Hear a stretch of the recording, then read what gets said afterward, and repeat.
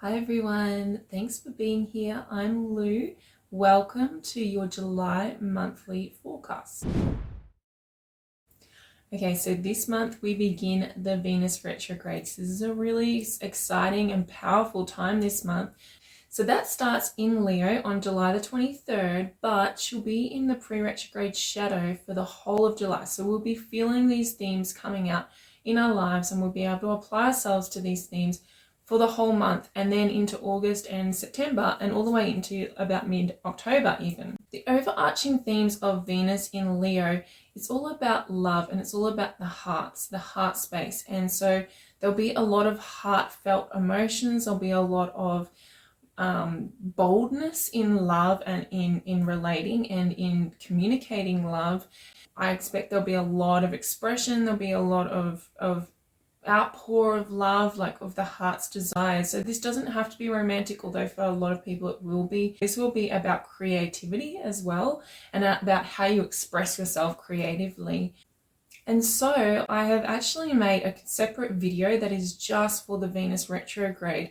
So if you want to work deliberately with this energy, or if you want to see how this is going to manifest in your life, and what you can do to shape this energy and shift how it manifests in your life, all that information is in that video. It's an extended video. It's very in depth, and I do a tarot card reading for each zodiac sign in that video. So highly recommend that you watch it. It's got a lot of information in it. So I'll be releasing that closer to the Venus retrograde around July the 23rd. Make sure you subscribe to my channel so you get notified when that video is released. And yeah, let's get into the forecast. I wish to acknowledge the traditional custodians of the land that I'm working from today, the Kumbankia people, and recognise their continued connection to their land and their culture. I pay my respects to the elders past, present and emerging, and I acknowledge that this is and always will be Aboriginal land. Hi there, Scorpio. Welcome to Cancer season. So we open up July with the sun transiting through Cancer, which represents your 9th house.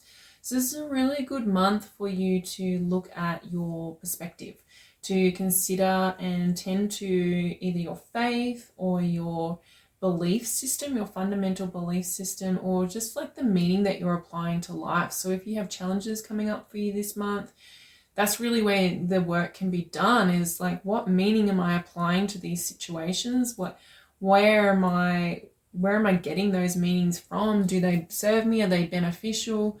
Because we can all choose our truth, right? The 9th house is where our truth sits. And so our truth is subjective. The truth is subjective based on the lens that everybody's viewing the truth from. So this is a month where you can rework and edit your truth to become, and I'm not talking about lies, I'm talking about the truth of what you apply, the meaning you apply, if you understand what I'm talking about. So you can choose to make a situation mean one thing, or to make it mean something else, and that's entirely up to you. That's what you have the free will to do.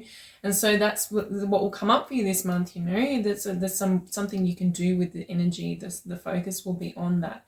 Now we have the full moon in Capricorn on July the 3rd as we open up the month, and that full moon will be in your 3rd house. So it's looking at your immediate responses to the immediate world, those knee-jerk reactions you have to the immediate world, and looking at your fundamental beliefs, again, like I said, that create those automatic responses, right? So when we respond in real time to things, it comes from, those responses are formulated through our subconscious mind, through the belief systems that we carry.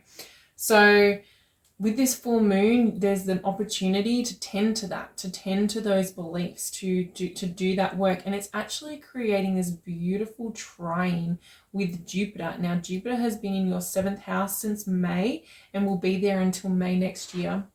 And Jupiter is creating blessings and solutions and and bringing you gifts in your partnerships. So this could have something to do with your significant other, your past, present, or future partner. And there could be this beautiful opportunity to have a conversation. The third house can be our communication style, so the way we communicate. So if there's a conversation that needs to be had, especially one that's emotional, this will be a really good time to have that conversation with your partner.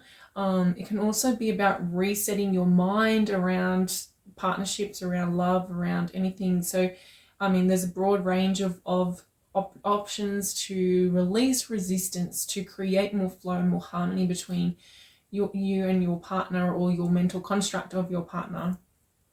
Now on July 10th, Mars will move into Virgo, which represents your 11th house. Mars will stay in this position until August 27th. So we have 6 weeks to work with this Mars in Virgo storyline. And Mars in Virgo is giving you a lot of energy to direct it towards your friendships, so your networks and the people that you have in your life. So this will be a significant focus for you for the next 6 weeks.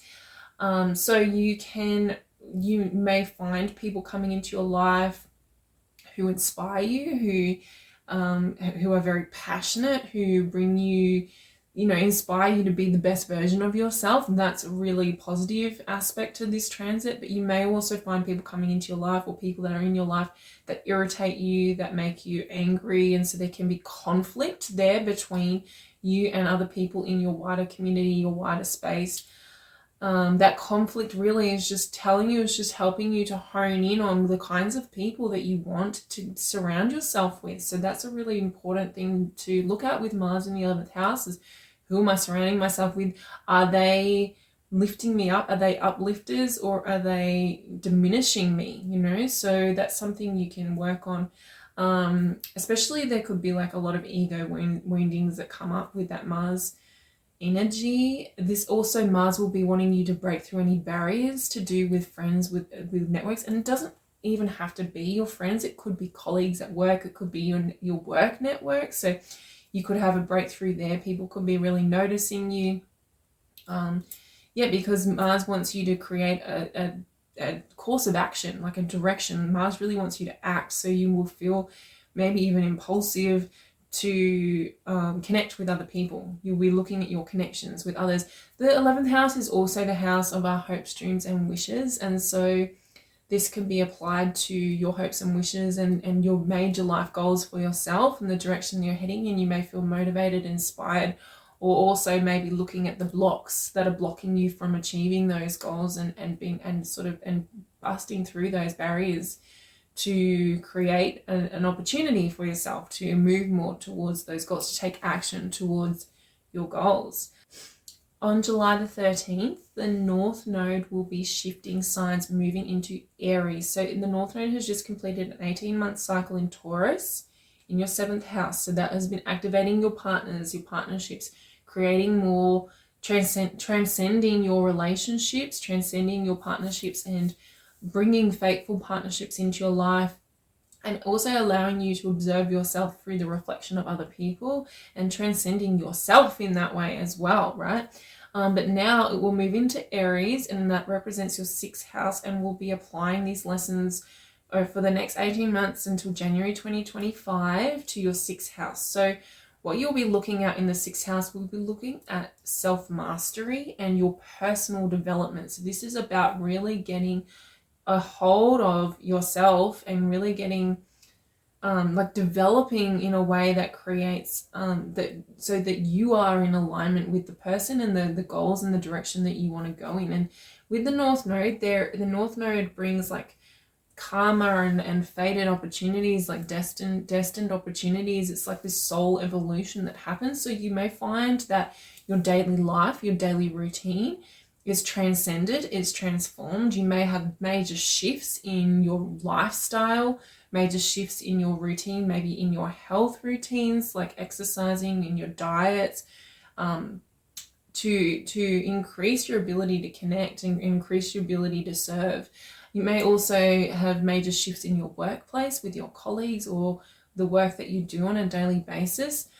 And the risk here is to, like, this, the sixth house is the house of your physical, like your physical life. And the risk here is to escape into the fantasy realm. With the South Node over in Libra in your 12th house, okay, the South Node is where it can be very easy, okay? And so this can be like escaping into fantasies or escaping into your spiritual connection, which is usually a good thing. But if you're escaping your physical reality and not actually like cementing this into the physical world and utilizing it in the physical, then it's not a good thing. It's just escapism. It's just spiritual bypassing. So be very aware of where you may be spiritually bypassing throughout over the next 18 months, because you're removing the responsibility that you have to yourself to do that personal development, to do that growth, and that growth, the opportunity that's there for you to grow and expand in that part of your life.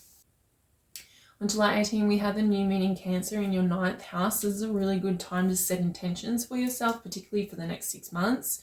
You know, this could be about the mindset that I was talking about, the filter that and the meaning that you're applying to situations in your life. You could set some intentions that I want to shift, you know, like if you recognize that you have this repetitive meaning that you always apply to situations, maybe there's reoccurring situations in your life and you're like, well, that means I'm unlovable, or that means that I'm not good enough, or that means, you know, like those are the kind of meanings I'm talking about, right? Because they vibrate through the rest of our lives. They have an impact on everything throughout the rest of our lives. So if you find some of those and you want to shift them, you can set those intentions during this new moon and set the intention that I'm going to stop applying that meaning to these situations in my life. And the power of the new moon will help that intention to grow and to be successful. And on July the 23rd, we start Leo season, and on the very same day, Venus moves retrograde. Now, I'm not going to talk about this too much in this video because I've created a whole separate video that's specifically about the Venus retrograde, and there's so much information in there. And I really go into depth about how this is going to affect you, what healing's available, how you can utilize it to manifest in your life. And I've done a separate tarot card reading for each zodiac sign. So there's so much information in there. I don't need to go into depth with it here, but just make sure that you subscribe to my channel so that you get notified when I release that video, which will be closer to the date, closer to July 23rd.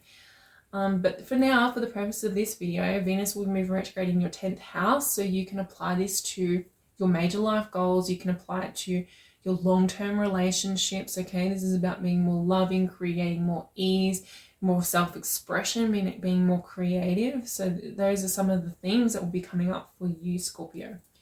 And then on July the 29th, Mercury will move into Virgo, joining Mars over in Virgo in your 11th house.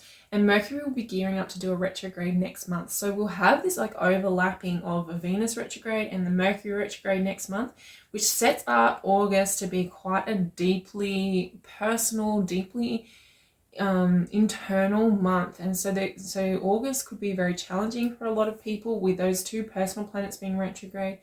But we will talk way more about that in depth in the August forecast. So for now, that's your July forecast. Thank you for being here with me. Thank you for going on this journey with me. And I look forward to seeing you again next month. Take care.